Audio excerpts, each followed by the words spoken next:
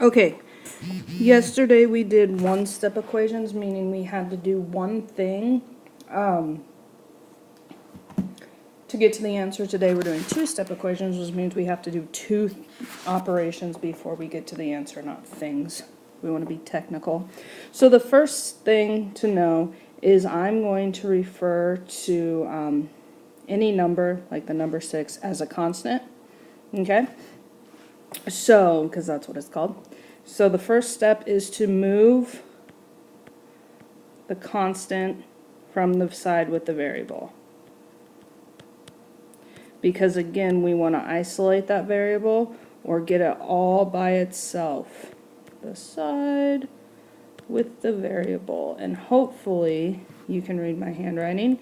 If you cannot, make sure you're listening and writing down the steps as I say them. Okay, so again, just like yesterday, this is the side with the variable, and that's what we're trying to get. To get everything to the other side but the x. So the first thing is that constant. The constant is 6 here. That's a positive 6. The way I move positive 6 is I subtract it. If I subtract it from the right side, I got to subtract it from the left side. Positive 6, negative 6 are opposites. Opposites equals 0. So they cross out. 10 minus 6 is 4, and that equals negative 2x. Second step. Divide both sides. Both sides by number with the variable. So now we're looking still at the left side here, okay, right there, and we're like, ooh, I need that negative 2. Remember yesterday we talked about the fact that when negative 2 and x are right next to each other, it means multiplication. To undo multiplication, we have to divide. So we divide each side by negative 2. Negative 2 divided by negative 2 is 1, so we can cancel it out, and we are left with just x. Remember, if it's a negative, you have to divide by a negative. 4 divided by negative 2 is negative 2. Remember those rules. 1 positive, 1 negative, it's a negative answer. 2 negatives, positive answer. Okay, we're going to follow the same rules as above. We're going to look at the side with the variable. And we're going to say, what do I need to move to the right side? We move the constant. The constant in this case is negative 1/5. Okay, to move negative 1/5, you have to do the opposite. The opposite of negative 1/5 is positive 1/5. And I love it when they give us problems with common denominators. These cancel because they're opposites. Opposites equal 0. And we have q divided by 15 equals 4/5. Okay, this example up here, we divided both sides. Down here, we are going to multiply both sides. Multiply, because that fraction bar says division, right? Sides by denominator with variable.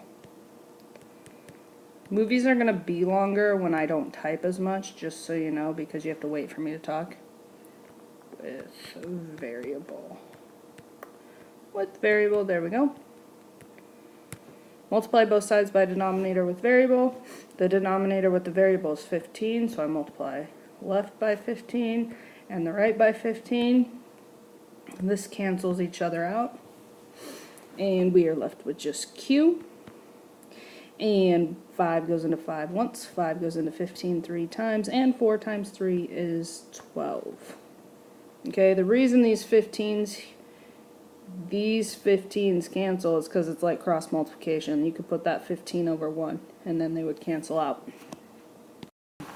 Okay, these ones take a little bit more work. At the beginning, the first step is to combine like terms.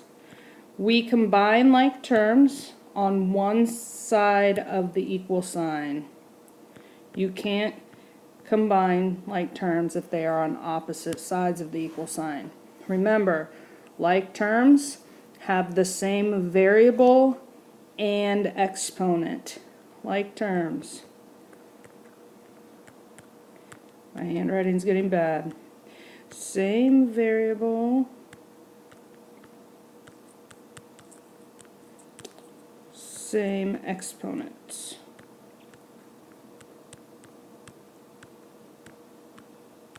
Okay, so if I'm looking on the left side, this 6x and this negative 8x, because we always take the sign in front of it, are like terms because they both have an x, and you can't see an exponent on either one of those x's. The exponent is 1. Okay? The whole number in front of the x can be any number. The only thing that matters is the variable or the letter and the exponent, which is the little letter that's up and to the right. So I can combine 6x and negative 8x, and 6x minus 8x is negative 2x plus 3 equals 13. Now I'm down to a two-step equation, so this takes 3 steps.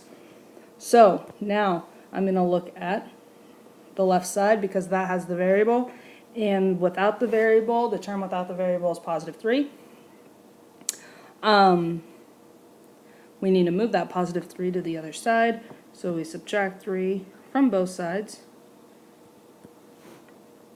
Cross that out. We get negative 2x equals 10. Negative 2 and the x right next to each other means multiplication. To undo multiplication, we divide by negative 2. So x equals negative 5.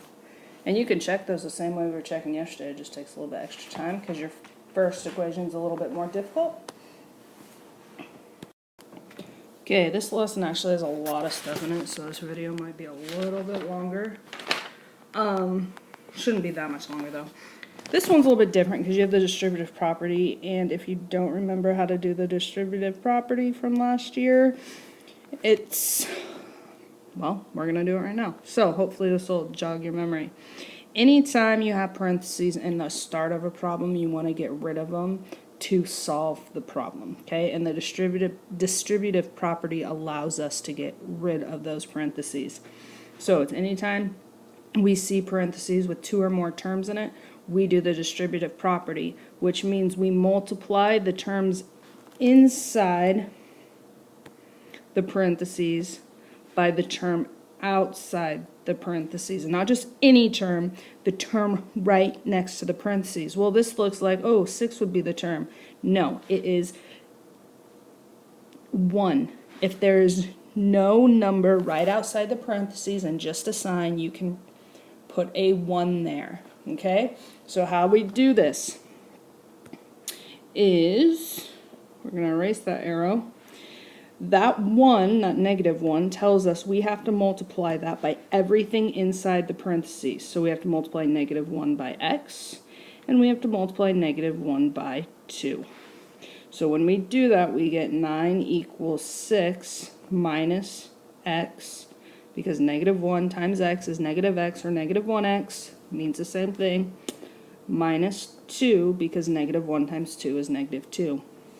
And now we can combine like terms. If I look on that left side, or right side, 6 and negative 2, they're just both numbers. They don't have any variables with them, so they're like terms. So we get 9 equals negative x, and 6 minus 2 is positive 4. Now, we're going to look at this side because we want to get that x by itself. The term without x is positive 4, so that's the first thing we're going to move. We're going to move it by subtracting 4 from both sides, and we get 5 equals negative x. Your variable in the answer, variable in answer, must be positive.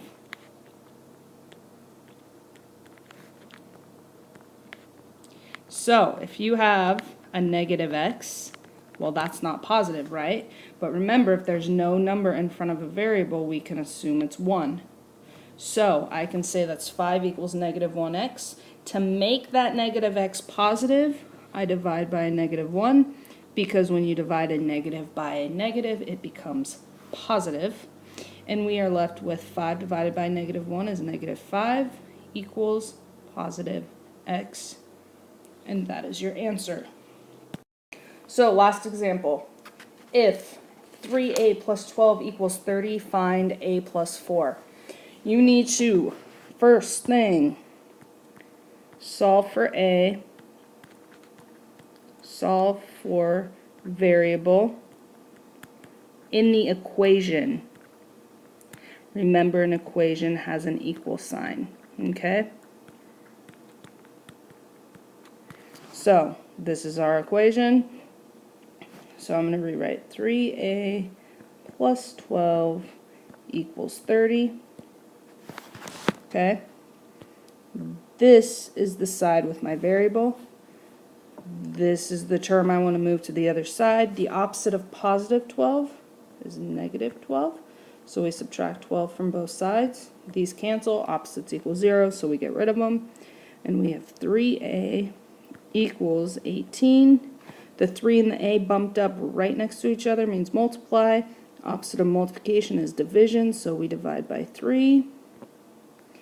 These cancel, and we get a equals 6. That is the first part. The second part of this problem says, find a plus 4. Now we are going to evaluate the expression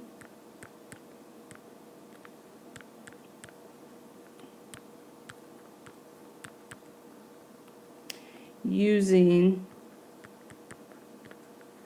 the value of the equation.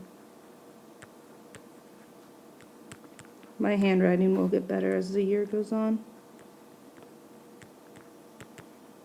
So this here, value of the equation, is this. So we have to find the value of the expression, a plus 4. We put 6 in for a, plus 4, and 6 plus 4 is 10, and that's our answer. So this is step 1. This is step 2. Okay? Remember, show all your work. I don't just show this work to, teach myself how to do the lesson. I actually want you to show this much work. Problems that you are going to do for homework. Let's see. I don't want to give you so much where you feel like you're just repeating yourself. However, I want you to have enough where you feel like you're getting a grasp on this. So 1, 2, 3, 4, 5, 6. Yeah, we're gonna do pages 36 through 38. All of them. Just kidding. 25 through 41.